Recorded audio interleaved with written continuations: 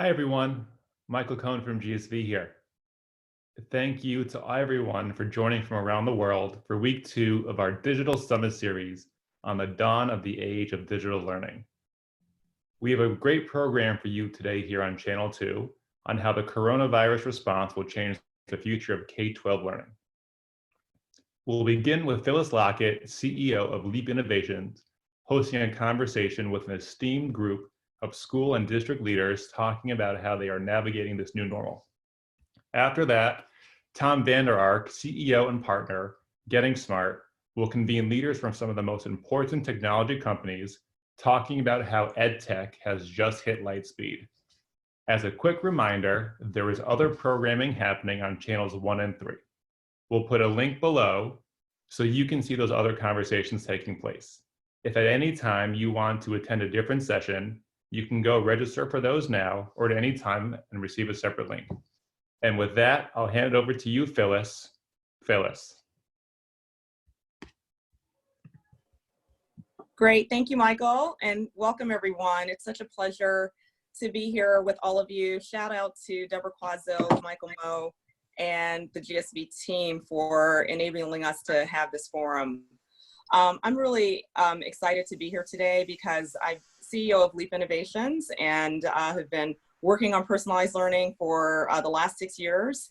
And when we think about the disruption that COVID has created, inherently and disconnecting 55 million students, suddenly being disconnected from their primary learning environments, this is truly a moment in time. I am thrilled that we have assembled today a group of rockstar leaders who are on the ground and on the front lines every day to help ensure our students' education continues. These leaders represent a slice of America, from large urban school districts to the suburbs to rural communities, and together they are going to give us a glimpse of how they are navigating and also, more importantly, how they are innovating during this unprecedented time. I'm very excited to introduce Susan Insfield, Superintendent of Highland Public Schools, Marie Esquero, Chief Academic Officer of Miami-Dade Public Schools, Scott Frauheim, CEO of Distinctive Schools, David Miyashiro, Superintendent of Cajun Valley Unified School District, and Tom Rooney, Superintendent of Lindsay Unified School District. To kick us off, for context, if each of you could take a couple of minutes and describe what is happening in your community with the students that you serve and the steps you've taken to ensure instructional continuity. And Susan, I'd love to start with you to kick off. Then we'll go to Scott, Marie, David, and then Tom. Thanks, Phyllis. Good morning, everybody. So I am the proud superintendent for Highline Public Schools, which is a district, richly diverse district, serving about 18,000 students. We're located in Burien, Washington, just south of Seattle. I'm in my 8th year as superintendent, and in those years, I've really come to believe that how we talk with, to, and about our children matters. So we describe our children as brilliant, beautiful, and brimming with promise. And after I tell you that, only then will I share that we face all of the challenges that many of my colleagues that you're also going to hear from here in districts across the country, especially in urban settings, face. So roughly 7 out of our 10 children rely on us for most of their meals. We have over 100 different languages spoken in our system, and many of our students come to us speaking a first language other than English. So given the demographics of our district, the last several weeks have been a real challenge. I think, like many of my colleagues, our first response was to make sure that our students' basic needs were met, which meant food. So we are distributing, like everyone else, thousands of meals per week, breakfast and lunch, looking to add dinner as well, and partnering with our local schools foundation to make sure that families have the groceries that they need. We've also deployed over 10,000 devices for those students who don't already have one at home, along with the supplemental paper packets. We hate to use the packet terminology, but that's what we're doing, to make sure that those who don't have internet access have something to do. We are working fast and furiously to make sure that every child is connected. However, we are having a hard time securing the number of hotspots that we need. Not from a budget standpoint, I've set aside the budget, but actually just securing those hotspots. And I will just end with this, that connecting our students with broadband through broadband access isn't just about them accessing their learning. It's about them staying connected to their teacher and their community, which is incredibly, incredibly important at this moment in time. Hey everybody, I'm Scott Fronheim, the CEO of Distinctive Schools. We are based here out of Chicago, a nonprofit charter school management organization. We have 9 campuses now across Chicago and Metro Detroit. When we saw the closures coming, we started to prepare. We saw some of the superintendents here on this call and others across the country who were about 2-3 weeks ahead of us. So we were able to study and learn some of what some of the other districts were doing.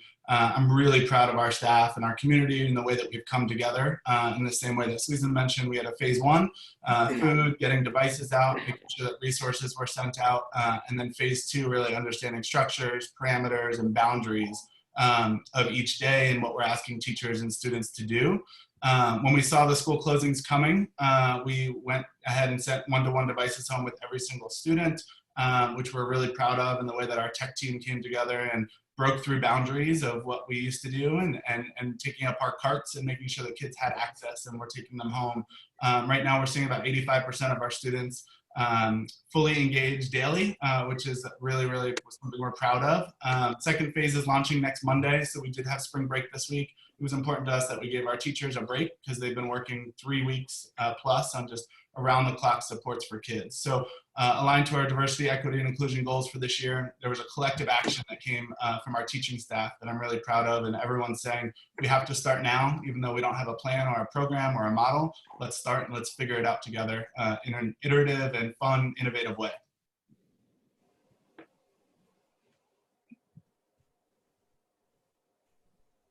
Is that me? Am I next, Phyllis? Yeah, you're up, Marie. Hey everyone, I'm Marie Scardo. I'm the proud Chief Academic Officer for Miami-Dade County Public Schools, our nation's 4th largest school district. We serve 350,000 students over 35 municipalities. We have about 53,000 employees, about 20-some odd thousand of them are our teachers. And our student population is very challenged. We are a large urban school district. 75% of our students are economically disadvantaged. Over 20% of our students come to us speaking a language other than English. And we have about 10% of our student population, which sounds little, but in a body of 350,000 is quite a bit of our students are in our exceptional student education program. We are an A-rated district, and I believe that there are steps that we've taken in the last 6 years. This administration has been in place now for 11 years. My superintendent has, going on 12. And there were some steps that we took early on, not knowing that this was going to be our reality, that I think positioned us in a way that gave us kind of like a leg up, particularly when we're dealing with such a massive school district. And that was a result of the vision of our school board and our superintendent in trying to get to one-to-one. We started that process, and we call it digital convergence, around 6 years ago. And so what we really are is at a 3-to-1 in all schools, and in our fragile schools, a 2-to-1. What that means for us is that we have around 200,000 devices at our disposal, which is very helpful. And we don't need all 200,000 in our homes. We did survey students before closure. We closed on March 13th. We started surveying our kids on March 9th. We gave them a week to complete an online survey. We got 208,000 responses. And we have well over distributed more than the amount of computers that our students and our families were indicating that they needed. We're at 85,000 device distribution.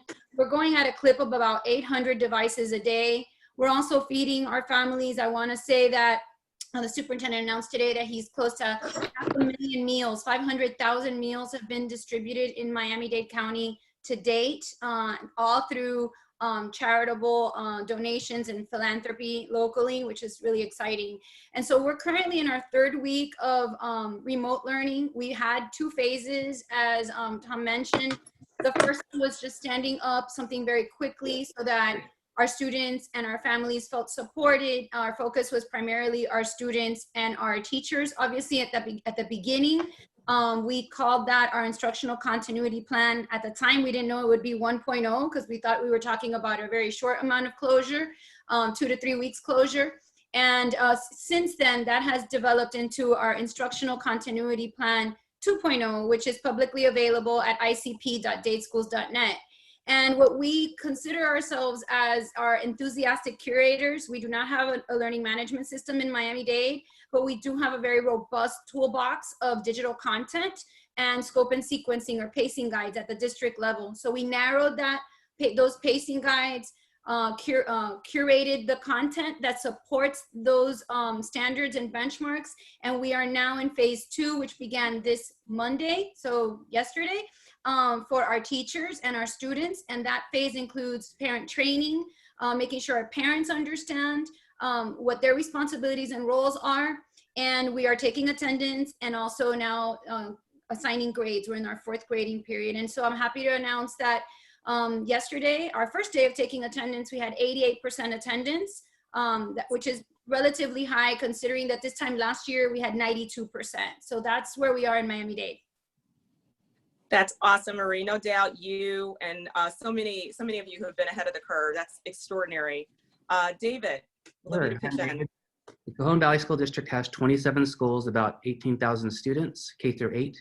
And we are richly diverse, just like the last several districts in terms of languages and language learners, and even socioeconomic. We have about 60% of our students on free and reduced lunch, but about 30% in a very high SES area, so really a tale of two cities. I've seen lots of heroism in our community, from our teachers, from our parents, especially our school leaders. The first thing we did was make sure that our students were fed, that our students were receiving meals. And we did that through volunteerism. We didn't know who was going to do it or how we're going to pay people. We just said, you know what, we need volunteers, and almost 1,000 people came out from the school district to provide meals for our kids. Our kids have been doing a one-to-one learning since 2014 with blended and personalized learning. So they've been familiar with adaptive curriculum, familiar with how to access their own data and monitor their own progress. So a lot of these things that we're doing now are not new to the students, which is helpful for parents because they have a tech, every parent has a tech expert in their house. It's our students. And so we were able to get the technology home, and there are about 5% of students that still are disconnected from the internet because they would access it typically at their school sites or Starbucks or other places, but now that they're confined to their homes, our focus is making sure that they're connected.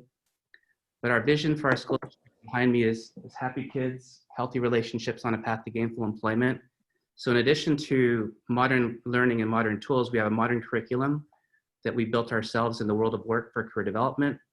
All of our students start learning to give TED Talks starting in kindergarten, which is really focused on their ideas and their ability to read and write to develop an idea worth spreading, computer science and relationship skills.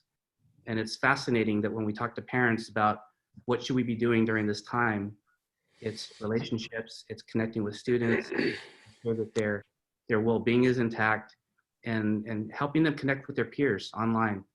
So we've developed customized playlists centrally that we pushed out to all of our teachers, and they're working through them now so they can spend more of their time connecting with students on Zoom or Seesaw or whichever medium they're comfortable, but really connecting with students in real time, focusing on their relationships with their kids. That's great. Tom? Good morning. My name is Tom Rooney. I'm the superintendent of schools in Lindsay Unified School District. And Lindsay is located in the Central Valley of California. We're a rural school district, pre-K through 12, about 4,000 learners. We have been, over the last decade or so, building a personalized, competency-based, learner-centered system, which in many ways has prepared us for this transition and this challenge that we face. Lindsay's population, we are 100% of our children are free and reduced lunch. We have about 56% who come to our doors speaking a language other than English. Over 30% are migrant, and 13% of our children meet the federal definition of homelessness. And so our parent education level is very low. And in a community such as Lindsay, there is a deep reliance upon the school system for many aspects of life, whether that's food, whether that's safety, whether that's connection, and obviously in learning. And so our challenge as the the facility closure or school closure approached, our challenge was to make sure that we would not cut off that lifeline that so many of our families relied upon us for.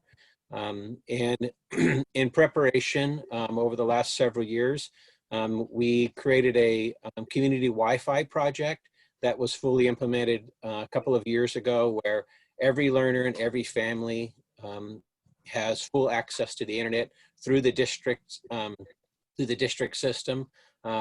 Every learner also has their own device that they take home and use.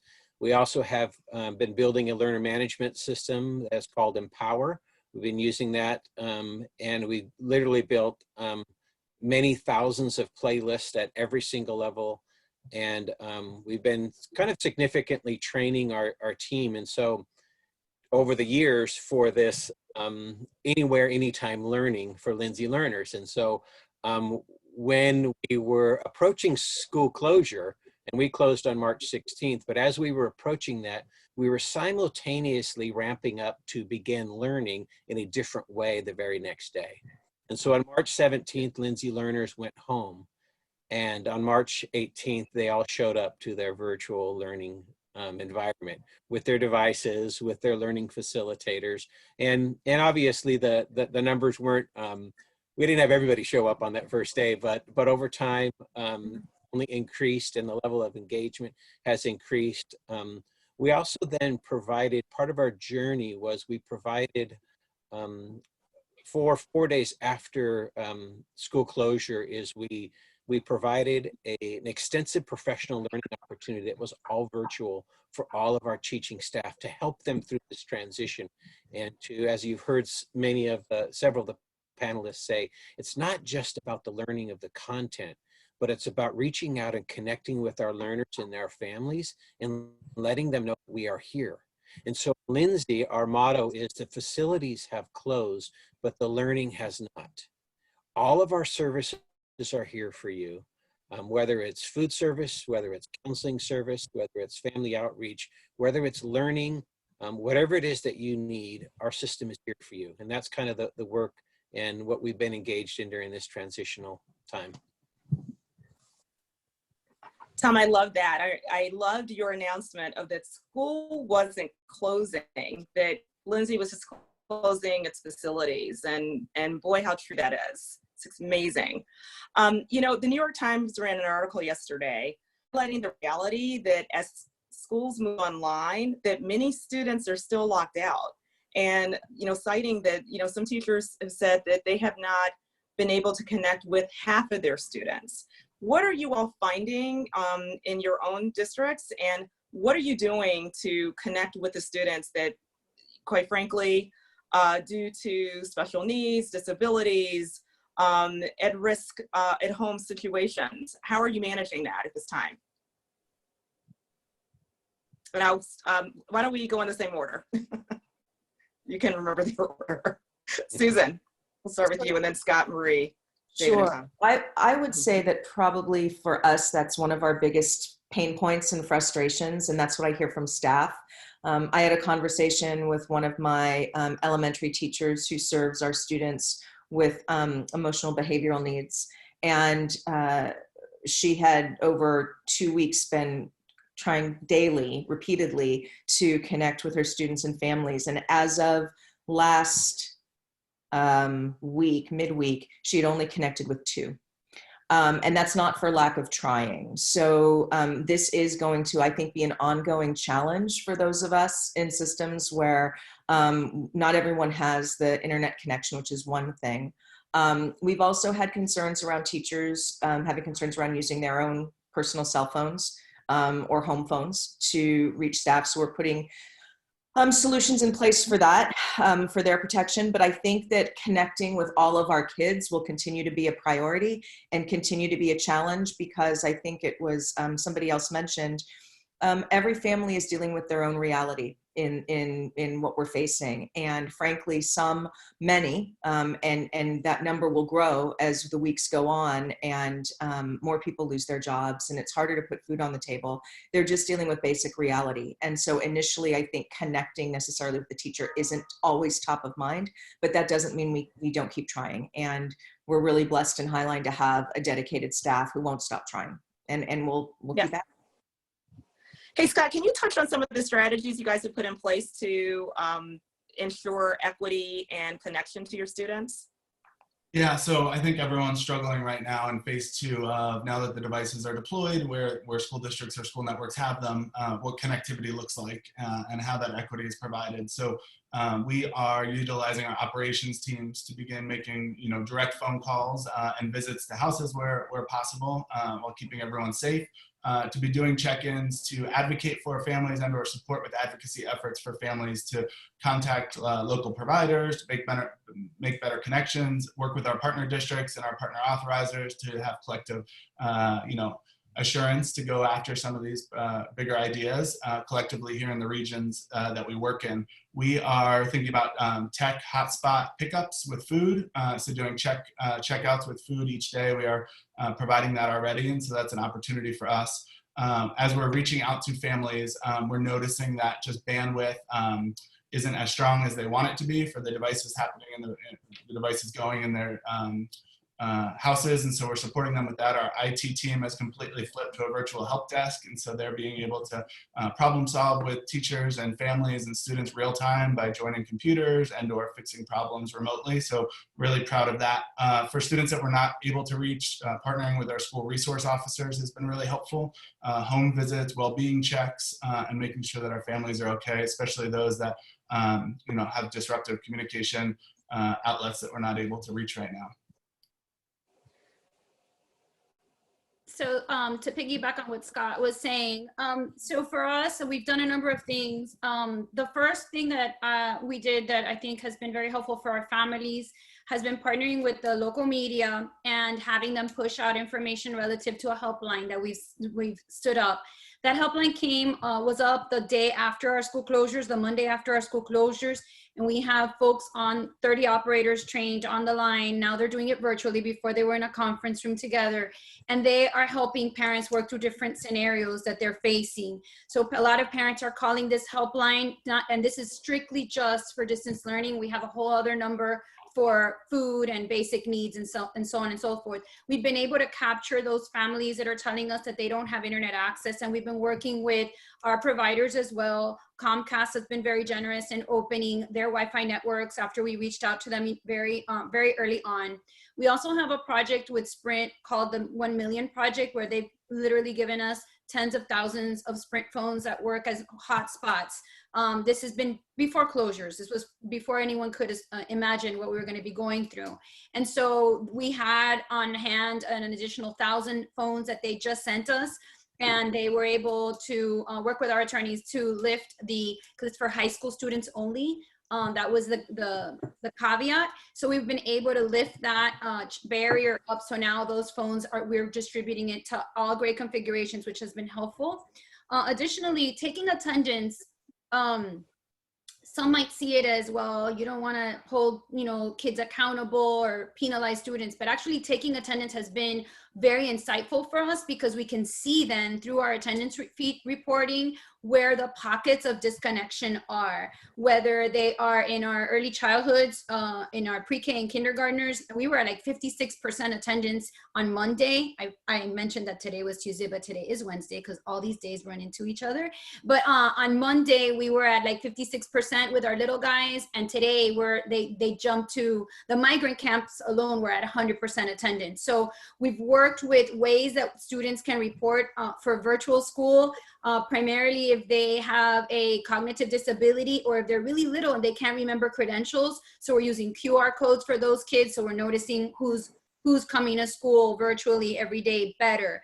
Also, in our attendance reporting, we're disaggregating by subgroups so we can see if our challenge are students with disabilities, what exceptionalities are having issues, whether it is our migrant population or our homeless. We have 6,000 homeless students that we serve in Miami-Dade County Public Schools. And we've been working with the homeless shelters. Some of our shelters for battered women, domestic abuse victims, have had policies in place where they don't have internet access to protect them. And so we're working with internet providers and those entities to kind of make sure that they're secure, yeah. But that they have access at the same time. And so those are some of the things that we've been doing. We continue to learn a lot from the data, and just kind of disaggregating the data provides us with those insights so that we can pivot and be nimble. Okay, I'm getting a lot of questions flooding in, so I'm going to shift to those. And I'd love David and Tom to weigh in on a couple, because you all have done such a great job kind of in the precursor of COVID to transition. Some of the questions are, what platforms are you using to coordinate digital personalized learning, to track student progress and learning? Also to hear what organizations and resources that you are using, and tools that you are using at this time to drive your planning and implementation. You two could take that. That would be great. Okay, Tom, you want to go first? Go ahead, please.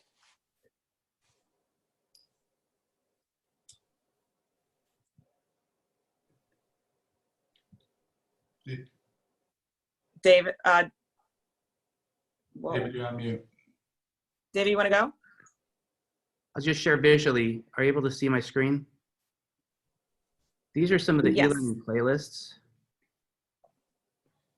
of what that looks like. And it's a variety of tools from our modern curriculum, which is our tech presentation literacy. These are some of the adaptive programs that help students monitor their own progress in terms of Lexile growth and gains. iAlready has both a math and adaptive ELA component. So these are some of the things that our students are familiar with that they're still accessing. Khan Academy is a new tool that we're introducing for students that want to go further. And we're also having our PE and counselors develop well-being and off-curriculum type experiences. And finally, our World of Work curriculum, which we've been using for 3 years now to help kids develop their strengths, interests, and values around career development. Those are some of the tools. Phyllis, you, Tom. Miami, I know that you want to go to Tom. Never mind. Yeah, if I go to Tom, that'd be great. Absolutely. And then I'm going to go to another question. Yeah, I think some of the tools that we're using, I mean, a key element that we have in Lindsay is our learner management system of Empower. And those have literally been, you know, there's thousands of playlists that our learners access, but also you heard David mention Seesaw, you heard, you know, Zoom being mentioned. And so those are tools, and Google Classroom as well, Google Meet. We are meeting, it's a variety. It depends on sometimes the age level. It depends on the comfort level of the learning facilitator. Our teachers are learning facilitators, so it depends on their skill set, their comfort level on the various tools.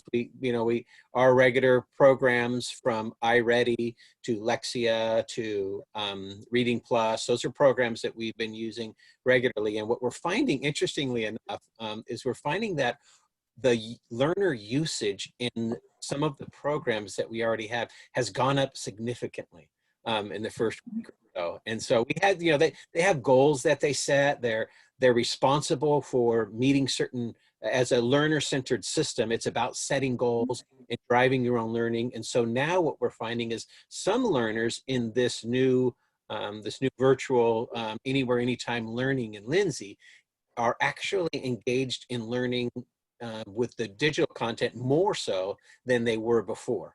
And so it's kind of a really exciting element of it. I did want to make a comment on the first question, if I could, Phyllis. Is that okay? Yeah, of course. The first comment about the reaching out to those that are difficult to connect with. And there's 3 things in Lindsay that have been successful that I think might be useful for people to consider. One is the mindset of the adults. First and foremost, our message was, whatever your job was before, it is still that job. Whether you are an attendant clerk, whether you were a counselor, whether you were in charge of student safety, whatever your role was, now you're just going to need to do it virtually. How are you going to do that virtually? So my charge and challenge for everybody in the system was look at your job responsibilities and now complete those same responsibilities in a virtual manner. That's one. Number two is the mindset of the learner. So in a learner-centered system in which learners have been responsible for their learning, that have been setting goals, tracking their progress, monitoring their progress, adjusting as needed, celebrating their successes, when you make a shift like this, it really relies now also significantly upon the learner. Now the learners need to rise up even more so than they were doing before. And then one last, and that's what we're seeing with Lindsay learners, is when they've become empowered and they're so invested in their learning that their this new setting actually is a challenge for them, and it wants them to actually they want to engage even more in some ways. And I think the last one, there was a question about learners with special needs. So a couple of things that we did is we prepared our learners with special needs before they left. We had about a 1 or 2 day closure is coming sort of thing. And so they really prepared learners. And I think more importantly than any other learner, I would say this, is we've enrolled the parents of those learners, one. And the other part that we've done is that all of our learners have their device, and the devices all have a camera. So they literally can see their learning facilitator. In Lindsay, it's called an ed specialist. And to see that person that is so important to you, and to see their face and to connect with them, I would say for our learners with special needs, that's been the most important part. We have conducted IEPs virtually. We've done all of these things. The system, the services continue, but really connecting and seeing our learning facilitators has been important. Thank you, Tom. Marie, do you just want to share a few? It sounded like you had a few tools you wanted to share with the group, and then I wanted to move to the next question. Sure. Thank you, Phyllis. No, I just wanted to mention, we don't have a learning management system in Miami-Dade. We're not a Google, but a Microsoft Office, rather 365 district. And so we had organically about 18,000 users that were using Microsoft Teams when we first started trying to make some very quick decisions. And so because we had a pretty critical mass of users already on there, and it was free and all students had licensing, we decided to use Microsoft Teams as our platform of choice. Our teachers still have autonomy. We didn't want to disrupt the tools that they already were using. We've been doing a lot of professional development for many years, and so we didn't want to undo that. Tools that parents and students and teachers were accustomed to, but definitely a lot of support and training. We had 3 days of training to get them to stand up Microsoft Teams as the preferred platform without disrupting those other tools that they are using. And then lastly, again, like my colleagues mentioned, a lot of that digital content that we all have in common, whether it's Curriculum Associates, Khan, Achieve 3000, Reading Plus, et cetera, et cetera, et cetera, et cetera. What we did is we curated that, and you can see a little bit more about that for those that are interested in that level of detail at icp.dadeschools.net. Great, thank you. I've got a question. Are you providing some structured learning online that was in the classroom with schedule, assignments, and grading? Or is it just giving them resources so they can access online? And if it's the former, can you share your strategies with the rest of the country? And Scott, I know, because I wrote about you last week and the structured school day online that you have with your students. Can you share a day in the life at Distinctive Schools? Yeah, so we're really proud of the way our school leaders and teachers have come together to design with and not for. It's been one of our core design anchors since we started the innovation work. And so our instructional coaches and our teachers have come together to really help design what a day in the life should look like. I think for the past 3 weeks, it was providing resources, making sure there were touch points, reaching out to families and kids as much as possible, making sure there was food, making sure there was tech. And now we really feel like phase 2 has a strong foundation for us to launch into. So our teachers have created daily schedules. We're asking our teachers to have 3 to 5 hours of student contact time a day. That can range from office hours to class morning meetings to specific check-ins. We've got like pretty cool guided reading groups happening in small groups in different grade levels. We use Summit Learning Platform in 6th through 8th grade. That's been really helpful in making sure that we have a platform for students, students asking and advocating for their time with teachers for office hours so that they can review an assessment that they took. We're being really thoughtful about assessment and obviously following all of our state guidance on what we can and can't do. Student advocated assessments have been priority, and giving feedback has definitely been a priority. We're standards-based and competency-based, so that's been really helpful in the way that we think about closing third quarter. If we do return, we'll hopefully have an option for students to make progress towards those grade level standards in the last month to 2 months. If that does not happen, we'll be able to really plan for the summer and for the fall. We've got first graders saying like, hey, can I have office hours with you today? And can you send me a calendar invite so I know my Zoom link that I can join? That's been really helpful. Our parents are finding that balance with us and making sure that we're not overwhelming them, but we're also giving them structure. The feedback was, one child of mine is on at 7:45 a.m. with their teacher, but my other kids aren't on until 3 p.m. And so giving teachers some of the boundaries and structures of a day in the life has been really helpful, as well as being able to give kids some more structure to what teachers need. Teachers' emotions are obviously very high right now. They're balancing a lot. They have their own family, their own kids, their own personal things happening at home. And so we're also trying to juggle and balance that. Culture is at the core of everything that we do. And so providing the structure has been well received. The last thing I'll say is on Fridays, we are doing self-directed learning Fridays so that teachers can have a full day of collaboration and planning time for the upcoming week. So teachers are expected to give students a really strong structure for their day on Friday. And then our school leaders, who are amazing, are leading collaboration sessions all day Friday. Co-teachers, special ed, EL teachers, being able to guide the next week. That's terrific, Scott. And I know you've got some more flexibility because you run a charter management organization. I'd love to hear Susan Marie, some of the district leaders, talk about how you're doing this within a public district construct. How much time are teachers expected to spend during the day? And is it approximately the same time they spend during normal school days, or even more now, is the next question that's come in. Go ahead, Sue. Yeah, just go ahead, Marie. No, I want you to go ahead. So I think it's progressed with each week. So originally, it was just letting people sort of adjust to what was our new reality and our new way of working and living. Ongoing conversations with our teachers union, because many of our union leadership see this as a change in working conditions that needs to be bargained. And so having those conversations, but also really trying to create a team approach that we really can't be bound by some of the constraints of traditional collective bargaining agreements right now. It won't allow our teachers and our families and kids to have the flexibility they need. So what we've tried to do along with our union is to say, okay, a teacher isn't going to be delivering instruction for 6 hours a day like they would normally. So we've grouped it from K2 to 3-5 to 6-12, what our expectations are for the amount of time or number of assignments that teachers are giving in a week. And then also delineating what the expectations are for how they're using their collaboration time, the degree to which principals can direct their time. And this is all ongoing right now in conversations with our union. So in Miami-Dade, similar to Susan, we've had several iterations of this. We had a letter of understanding with the union very quickly at the very beginning when we thought it was a 2 to 3 week closure period. And then as we noticed that this was going to take a lot longer, then we have renegotiated a second LOU that became effective this Monday, this week, which brought in the attendance, which brought in the grading, one grade rather per subject per week for every child. For us, our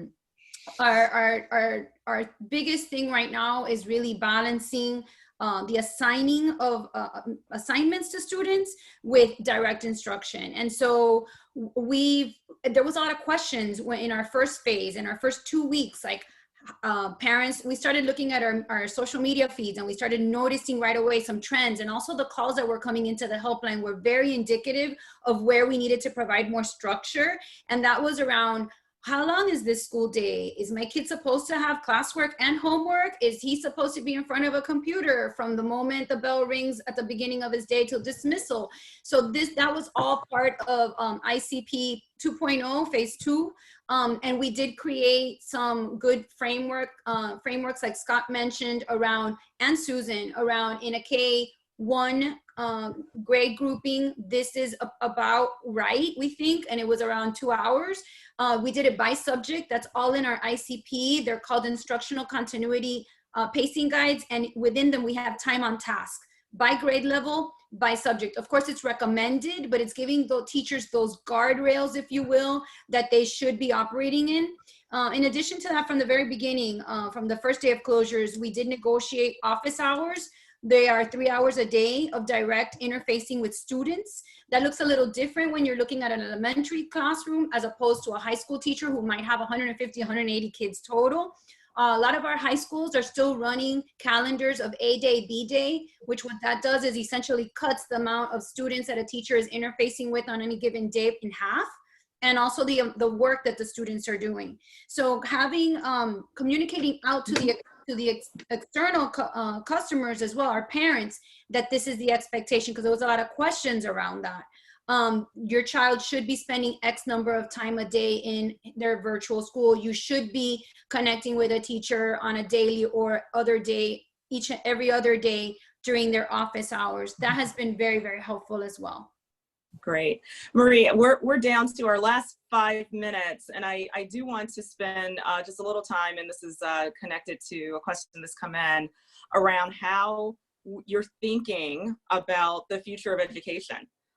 What's education going to look like going forward? And I know David and Tom spent a lot of time thinking about this. They've planned for this moment, and I'd love them to address that real quick.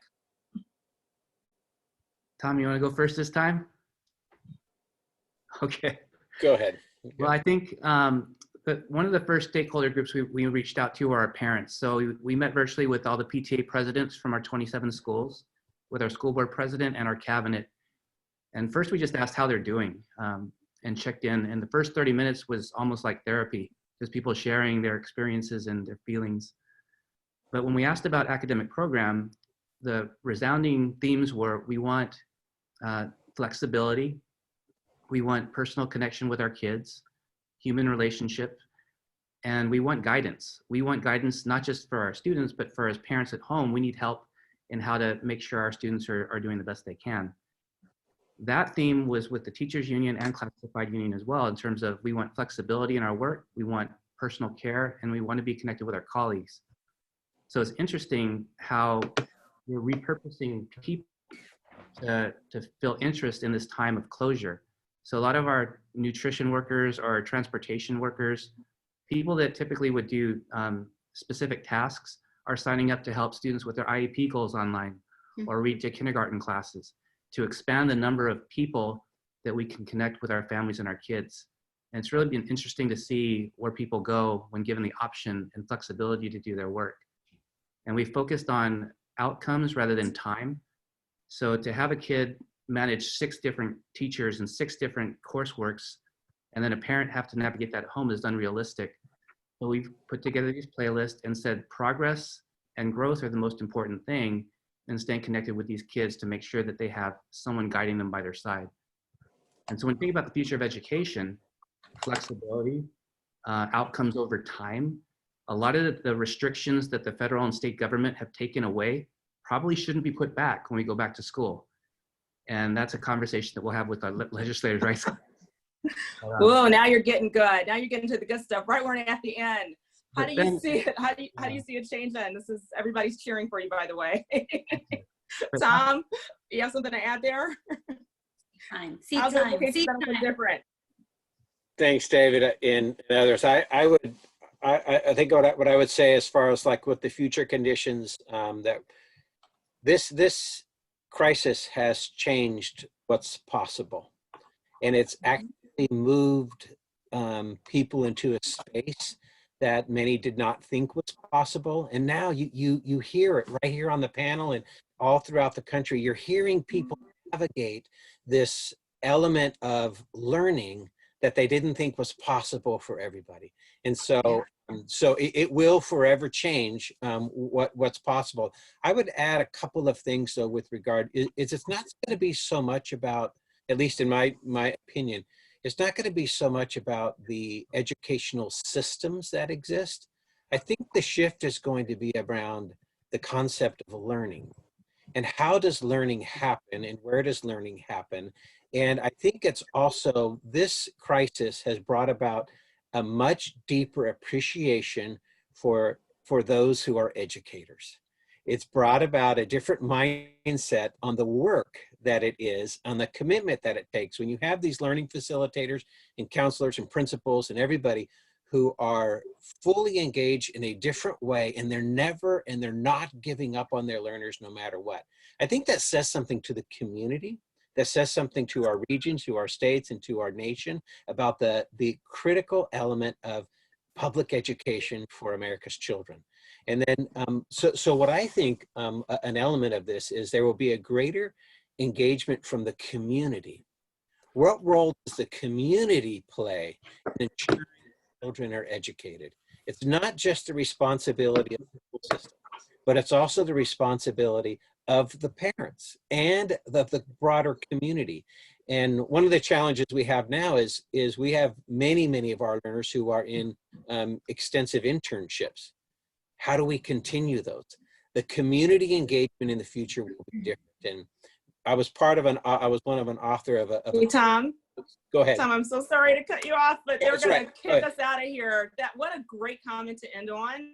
And I think you just, honestly, the future of education is in your hands. We're going to get there. So you all, please give me give everyone a warm round of applause. Yay, you guys are amazing. And keep up the extraordinary work. You guys are on the front lines, and with all the gratitude in the world, thank you so much. Yep. Thanks, everyone. And with that, I'll kind of just weigh in here and thank you again. We know that you're out there on the front lines and you're adapting and critically serving students, parents, and the community in these unprecedented times. So thank you again. So before we bring in Tom Vander Ark to lead a conversation with EdTech leaders, just a quick reminder that if you're that you are on channel 2, if you miss any part of the panel, we'll have it up on the GSV Ventures website shortly, and you will be receiving an email as well with highlights on all 3 channels. There's still other programming happening on channels 1 and 3. We'll put the link below just in case you don't know how to get there. And then after the conclusion of the next panel, we're going to have what we're referring to as kind of a special post-summit session with Dr. Mark Brackett, who is director of Yale's Center for Emotional Intelligence on coping during COVID. If you haven't seen or read Mark before, he's fantastic. So make sure to check it out. And with that, I will hand it over to Tom Vander Ark, who I see on the screen, for the next panel. Take it away, Tom. Thanks, Michael. Good morning, everybody, and thanks to Phyllis Lockett for a terrific panel with a great group of superintendents. You have a bunch of my favorites. We've talked to and featured a couple of them recently, and they're doing extraordinary things to keep learning going during the pandemic. We have a great panel on EdTech and getting through. I'm going to ask each of the panelists to quickly introduce themselves and do 2 things. Describe what their app did a month ago and how that has changed since most of America's schools have closed. So I want to start with Dan Carroll, CEO of Clever. Dan, describe what Clever did a month ago and how has that changed in the last month? Hi, Tom. Thanks so much for the introduction, and excited to be on this panel. So what Clever does, we are the single sign-on portal for schools. So we allow schools to deploy new EdTech software and resources with a click, and then teachers, students, and staff can go to one place and with one username and password get access to all the programs, tools, and resources that they need. That's what we were doing a month ago, and that's what we're doing today. Just a lot more of it today than we would expect. Usually this is a pretty slow time of the year as folks get ready for testing, and this has actually turned into our busiest time of the year. What's happened to the number of sign-ons that you're seeing? Is it's actually increased? Yeah, it's actually really interesting and maybe a little bit tragic. So if we kind of are using the week of March 1st as sort of our baseline, that was kind of the normal before schools really started to close. And what we saw is for the first couple of weeks after March 1st, usage really dipped during kind of the transition and chaos and even, also some spring break.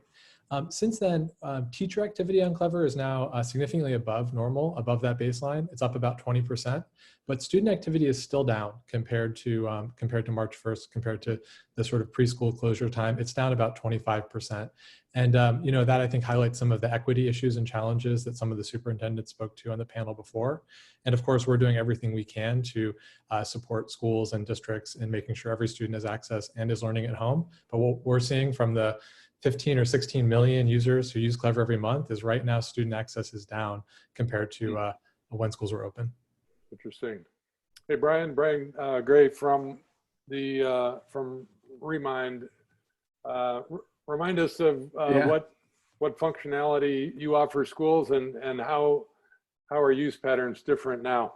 Sure. Thanks, Tom, for moderating this. So a month ago, we were the most widely used communication platform in education.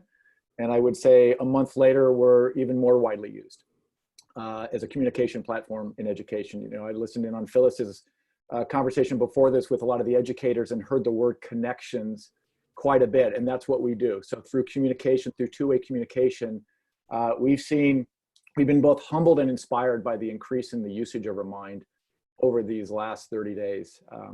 Give you some numbers, 100 million messages per day are being sent through the platform. Wow. More than 30 million attachments are being included in those messages. So we're seeing different usage patterns. Obviously, everybody's at home, learning from home. And so Remind's now being used throughout the day part as really a learning platform and a channel through which all of this important learning content is flowing. And now we're well north of 2 million teachers, 30 million students and parents. So pretty massive usage. And a real shout goes out to our engineering team and our support teams. They've just done Herculean efforts over the time. Nobody could plan for this. We have really built our platform over the last several years to continue to scale like this. Right. And we've made it through and really feel like we're supporting the education system in a pretty meaningful way. And our partners, Amazon and Twilio, also should be highlighted and appreciated in supporting us on behalf of teachers, students, parents, and administrators.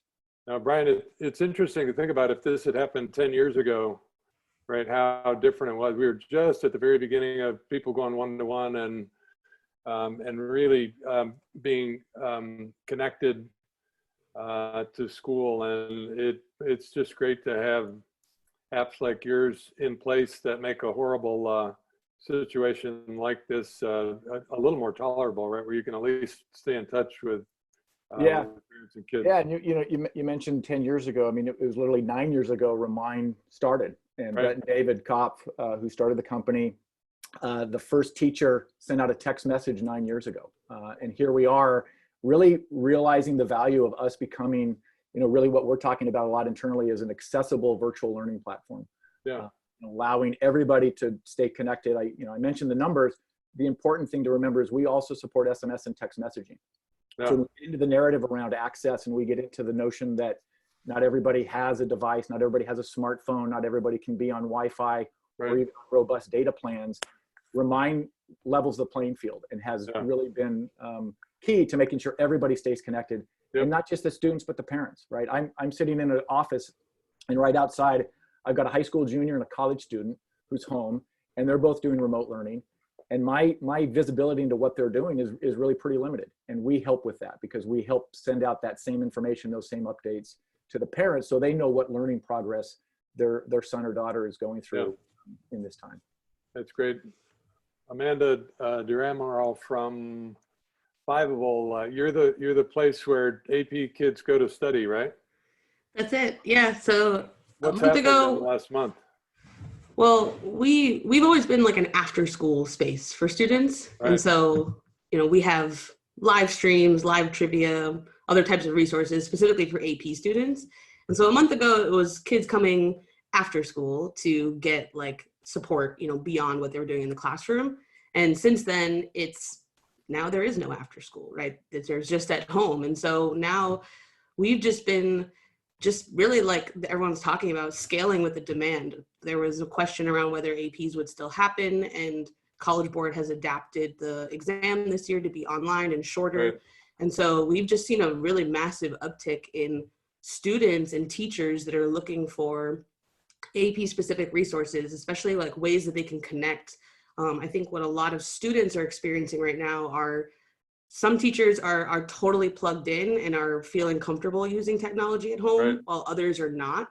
And so there's a huge gap in terms of what types of support students are receiving. And so that's something that we've been able to really support with our live streams, especially around AP. So we've just been helping a lot of kids just, you know, come in and ask questions. And part of it too is just kind of calming them down and being that sort of, you know, social emotional support, even beyond just rote memorization or anything. It's not, you know, the test is one thing, but it's also just like, we're all dealing with so much stress and the kids are too. Right. So we've just been trying to have fun with them. Amanda, you work primarily with upper division kids, so that is representative of a struggle that the last panel talked a little bit about, is just making sure that seniors stay on track to graduate, taking care of juniors and seniors and making sure that they're moving on with their post-secondary plans. So I'm sure you're responding to a lot of those questions, and that's such a dynamic situation. The guidance that's coming out from states is different in almost every circumstance. So it's a bit of a free-for-all. You guys must be scrambling to make sure that you're aware of what's happening in every state.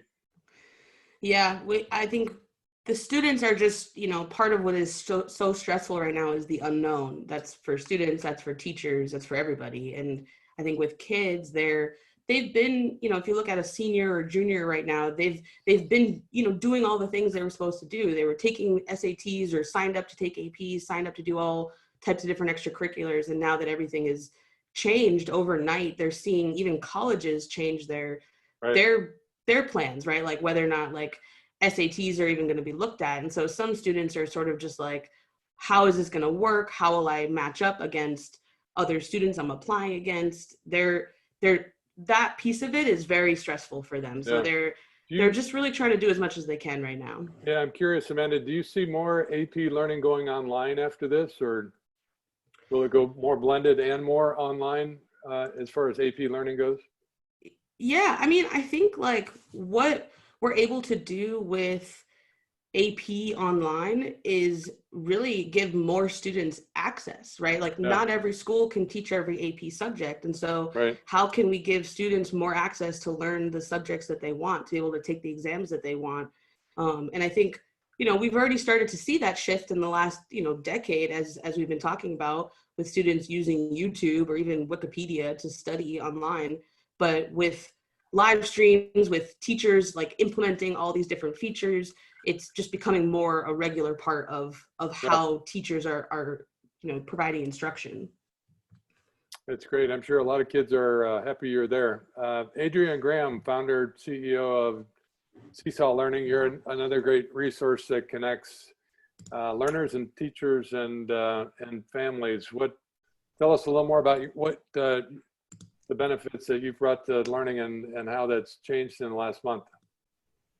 Yeah, thanks, Tom. A month ago, I think one of the main ways Seesaw was used is as a tool that lets elementary school students record and reflect on what they're learning, and then give parents a window into the classroom so that learning can be reinforced at home.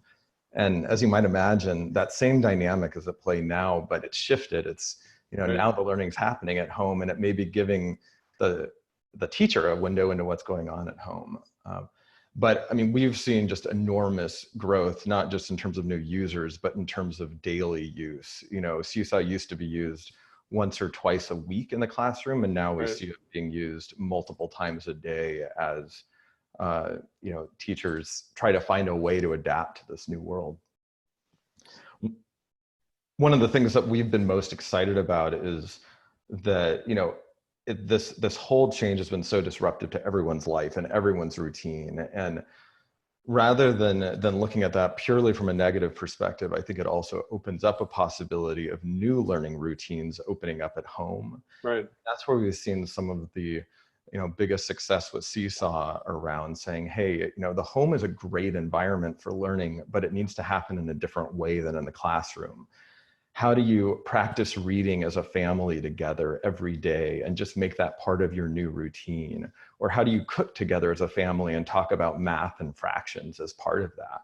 And then when that can be recorded and shared back with the teacher, it creates all kinds of new opportunities for learning in a much more real context than the class can offer. So a quick story, Adrian. I wrote a book a year ago called The Power of Place, and it came out the day that the WHO declared COVID a pandemic. So the book's really about community as classroom and the power that creates. And we've seen such cool uses of Seesaw learning in place-based learning in the past, and we've seen a big increase in that in the last month. Or kids are reflecting on learning at home, or if they're able to go outside, they're making Seesaw videos about that and sort of sharing. And it really has created this new and unexpected sort of community as classroom experience in part to the great functionality of Seesaw learning. No, it's very cool. Thanks for sharing that. Been fun to see. Max Tuckman, the founder and CEO of Caribou Learning,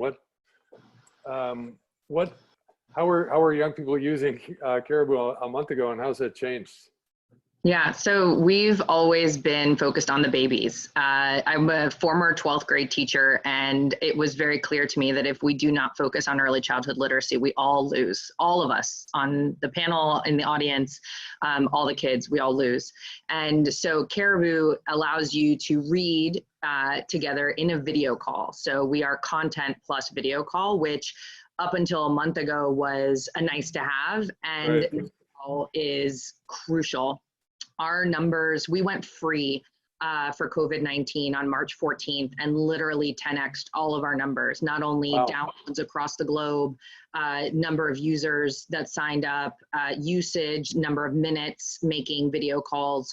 A month ago, we were really focused on grandmas reading with their grandkids. And so grandmas, don't forget grandpas. Grandpas yes, too. Thank you. No, we love it. It's what a gift to be able to read with your kids when you can't see them.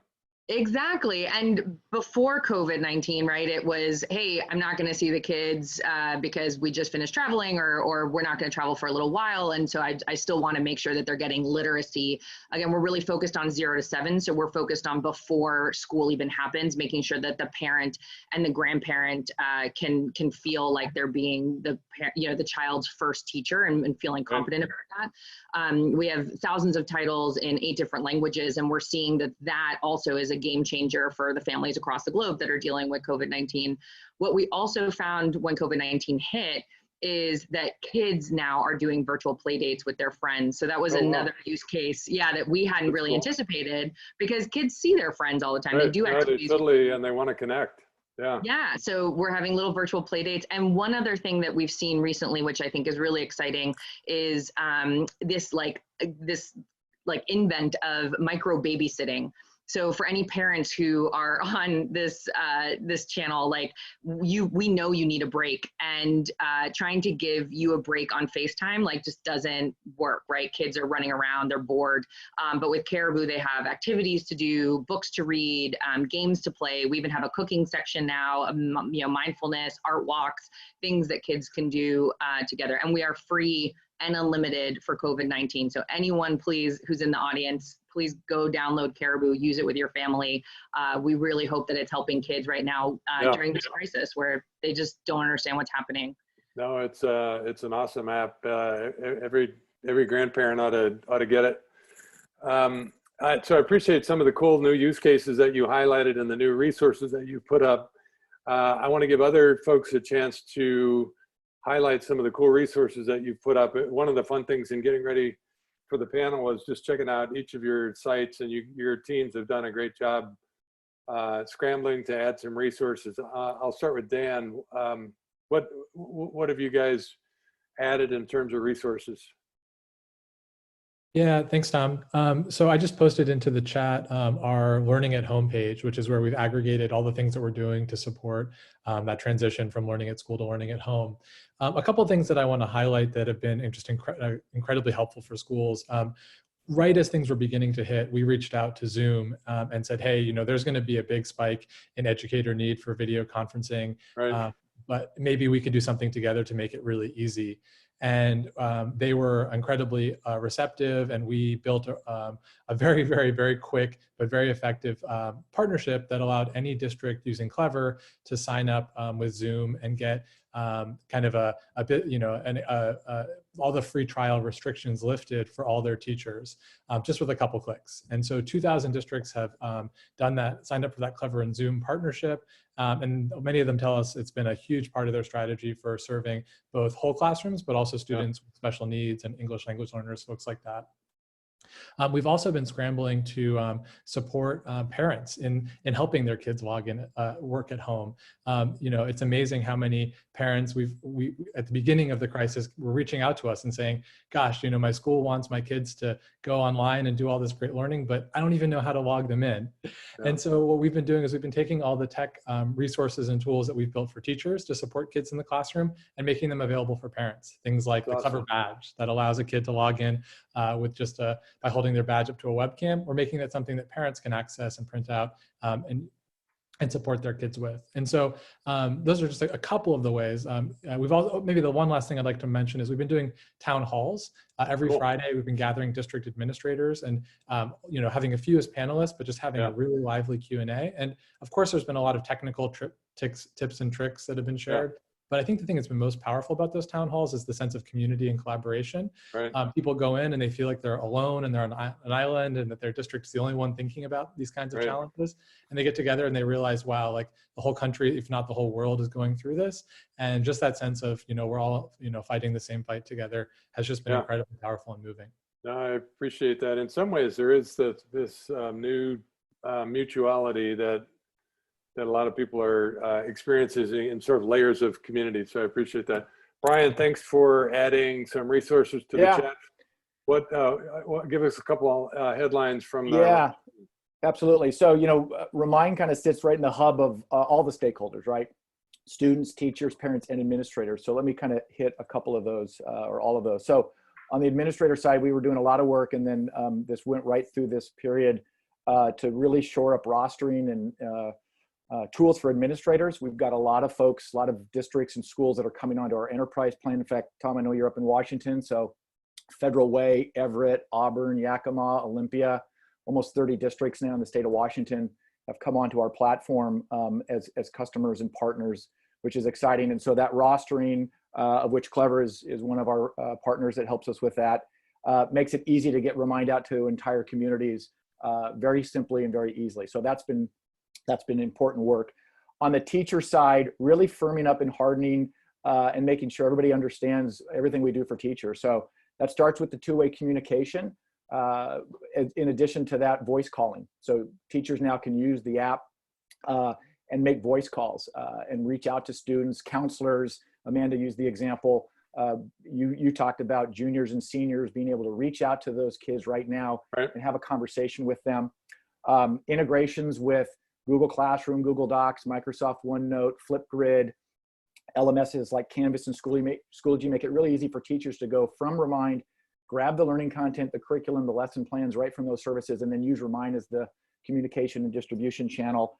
And then importantly, from an accessibility standpoint, translation features. So continually doing work to make it easy to translate messages. Right now, you can do that in more than 80 languages on Remind, and that's critical. And then longer term, video conferencing integration, virtual whiteboarding, both with third parties like Zoom, Google Hangouts, Microsoft, but also thinking about how do we instrument that into Remind so it meets the needs of administrators.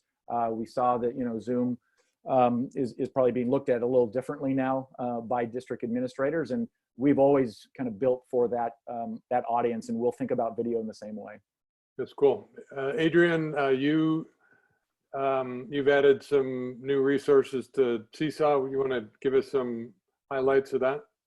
Yeah, I'll share 2 links. One is we've added a lot of new PD just to help teachers get set up in this new environment. And then the other thing, which I think is what we're really most excited about, is just the way in which our whole community is rallied around this. You know, we really feel like community is one of the core parts of Seesaw, and we have this amazing activity library that's community driven. I'll share that out now, but what we're really seeing is the way in which teachers themselves have been adapting to the situation, using Seesaw as a platform, but saying, okay, the way we used it in the classroom isn't really going to work as well as it does in the classroom at home. So how can we adapt that? And learning from each other and riffing off of each other's ideas about how to take the lessons that need to get taught in this time, but try to adapt it for the home environment.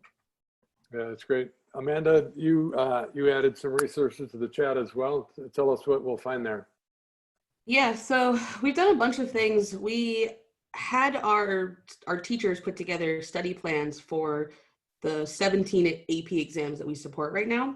And so essentially what we did is we organized just like really clearly, if you're home, you've got about 4 or 5 weeks to study, here are the exact things that you can do to follow that. And that's something that parents could follow, that teachers could follow, that students on their own could also follow if they're self-studying.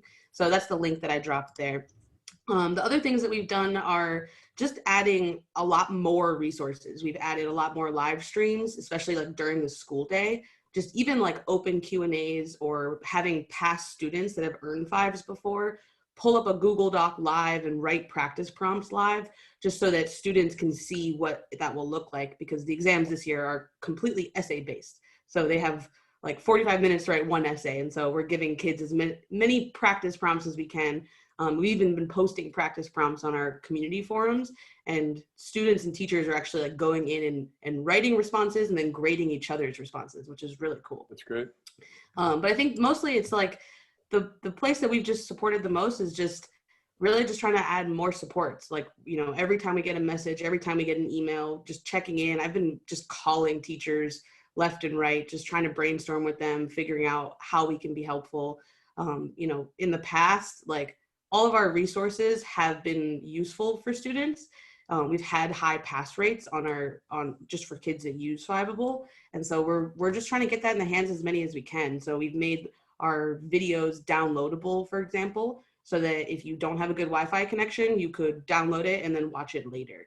So that's something that we were able to kind of churn out pretty quickly. And so just like as mentioned, it's like our dev and customer support teams are just like rock stars right now, just absolutely crushing it. That's so Frank Catalano asked a question. He said, when this crisis is over, what will permanently change your assumptions about parents or families can or will use your product? I'll ask a slightly different question. You can respond to either one. Some of you listened to David Miyashiro and Tom Rooney in the last session, really 2 of America's best superintendents, talking sort of enthusiastically about the new capabilities that teachers are building, that they're building as leaders, and that systems are building. And they're beginning to see a different future because of the capabilities that are being built now. So would love everybody's take. I'm going to start with Max. You can start and just talk broadly about little kids and how they're interacting in their learning, but then we'll shift to K-12, and you can talk either specific to Frank's question about how you see your product being used differently, or more broadly, what some of the potential positive benefits that will come from the new capabilities that are being developed. So Max, you've already mentioned that you've seen the pivot in usage and some of this peer-to-peer use. Are there other ways that you see different and better application of your product in the future? I mean, we were so lucky that we had already built a product that brought people together virtually Right. to feel as if they were in the same room, right? Like we could have never expected that a global pandemic would really truly force everybody to stay at home and not be together in the same room. And so for us, like it's been a usage question. It's just been, how do we continue to support all the usage? I mean, people are using Caribou so much more. The age range has kind of grown.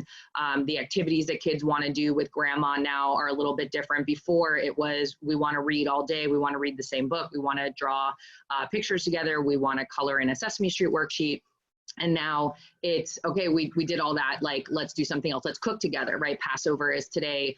We have a bunch of Passover recipes. We have Easter activities for kids to do together. And again, it's educational. And I think that's another thing that we also, it's so tough now in the pandemic, right? Is kids are spending the entire day in whatever type of school they're being given, and they want to do something fun afterwards, but we also want to make sure that screen time is educational and that it's quality screen time and that they're doing it with a trusted adult, right? So again, back to the point of, it's with a parent, a guardian, a mentor, even a family member, a babysitter, someone that is making sure that that time is being well spent.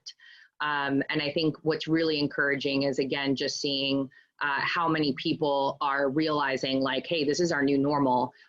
We want to do activities together. We want to do educational things together. We want to read bedtime stories. We want to continue making sure that kids are hearing 30,000 unique words and getting 20 minutes of reading a day. And here's this opportunity to be able to do it together in a video call. That's great. Dan, what do you see, what new capabilities are being built, either at Clever or more broadly in education, that you think could be a benefit?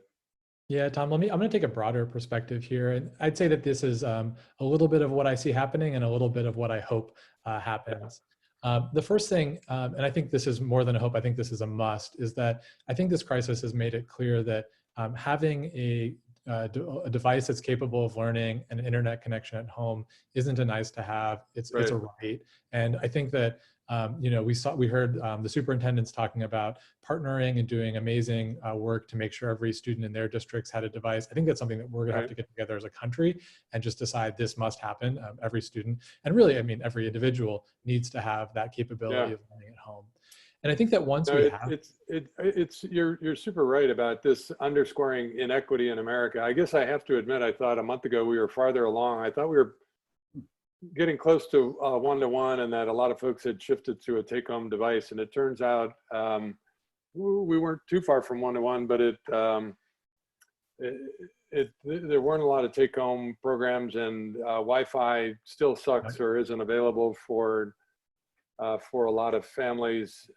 So big national lesson learned on that. And I think you're right. We're going to see a broad public push for better access, for treating broadband as much more like a utility. Yeah.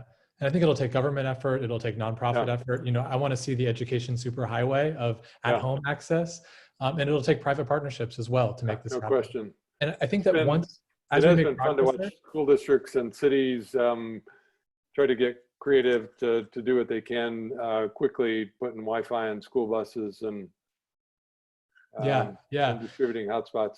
I agree, but it needs to be simpler than that. It needs to be as simple as every home has great Wi-Fi, period. And I think as we have that, and I think we'll get there, and I think we'll get there fast. I think COVID has shown us that we're able to move faster than we ever believed we could. Yes. And so as we get there, I think what we'll see is schools realize that they can really rethink blended and where activities take place, whether things need to be in the classroom or need to be at home, in a much better way. I think this is an early lesson from the crisis, but I think some of the EdTech tools that we've really believed need to be used in the classroom might actually be really great used at home as practice. And that might mean that teachers, the kinds of things that teachers are great with, maybe there's a little bit less of the practice at school and more of the practice at home with digital tools. And the teachers can then get deeper and understand the why and have the discussions and do that higher level thinking that we know that they're so good at. So the shift that I see happening, I think Clever will support this, is more at-home practice with more access as being one of the long-term impacts of COVID. Let me jump to Adrian, because Adrian's already talked a little bit about that. Seesaw may have been contemplated as an at school, but it certainly has shifted usage, and I'm sure you'd echo Dan's sentiment of these tools that are now going to exist much more at home, at school, in the community. Do you see more of that happening post-pandemic, Adrian? Absolutely. In fact, last summer, we did a pilot that was all around using Seesaw in a home learning context to help reduce the sort of summer slump that can happen. And we learned so much in that process about how much demand there is to reinforce learning at home and to learn in new ways at home. And I think the thing that, to me, that's so fundamental about learning is that kids learn when they know someone who cares about them is on the other end of whatever they're learning. And so often the experience a kid has is they do some work. If they're really lucky, it gets sent home and put on the fridge. More often than not, it gets put in a box, never to be seen again, or maybe even thrown out. And that process repeats week after week. And I don't know about you, but if my boss threw away the work I did every week and said, really excited to see you on Monday, I wouldn't be very motivated. And I think what we found with Seesaw is that by connecting students with a really authentic audience, the students were intrinsically more motivated to do better work, to be engaged in the work that they're doing. And that's true whether you're in the home or in the classroom. So what I'm most excited about with this new situation is just that I think it opens up people's minds to try new things, to experiment more in a way that was really hard in some cases to imagine before this happened. Yeah, that's great. Brian, what do you think is going to be different post-pandemic? Yeah, I mean, we believe very strongly that learning is really about relationships, and that's where the magic happens. And you start with the triangle that you've kind of hit on: students, teachers, and parents. But through communication, and this is the vision we've had for building Remind. I think what's happening now is we're bringing in a lot of what we thought we might get to in 12 or 24 months to right now, and that's super exciting.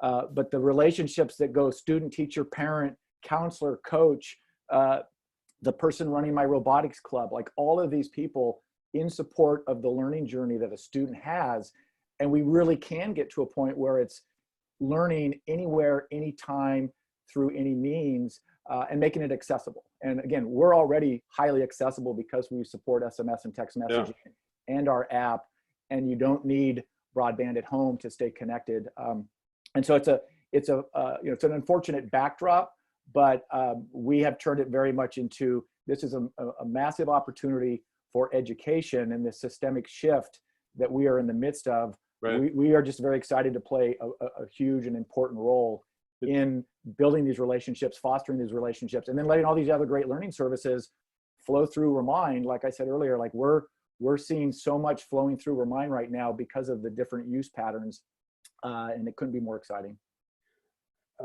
We have a question from Ankita. She talked about feature rollout timelines and how those have changed, and whether you had some unexpected insights. I mean, Max talked about her volume going 10x.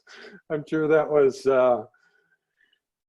a big surprise to your back end folks, right? They're probably still scrambling. But like everyone else on this panel, like I just think our engineering teams have gone above and beyond and shown how amazing they are. And what's also really great to see is how a lot of the technology that we use can scale so quickly, right? We didn't have a break the internet situation, even though we grew so massively so quickly. No, it's been fun to watch our friends at Zoom do that sort of 200x. It's been extraordinary to watch that. Amanda, can I speak to that last question? Yeah, please. So I think like with what we're seeing is pretty fascinating, because with high school students, there's such a drive for them to support each other. And so, you know, like that's always been there. We've always seen the kids wanting to stream to each other. And this generation is very connected. They're used to that types of technologies. But when we think about like younger kids now having Zoom play dates, you know, getting familiar with live chat, it makes me excited because I think about then those students in 10 years and what they're going to be like on platforms like Fiveable where they can help each other, right? Like it's not, I think like there's so much on teachers, you know, I was a teacher and I see what my former colleagues are going through and what the teachers we work with are going through.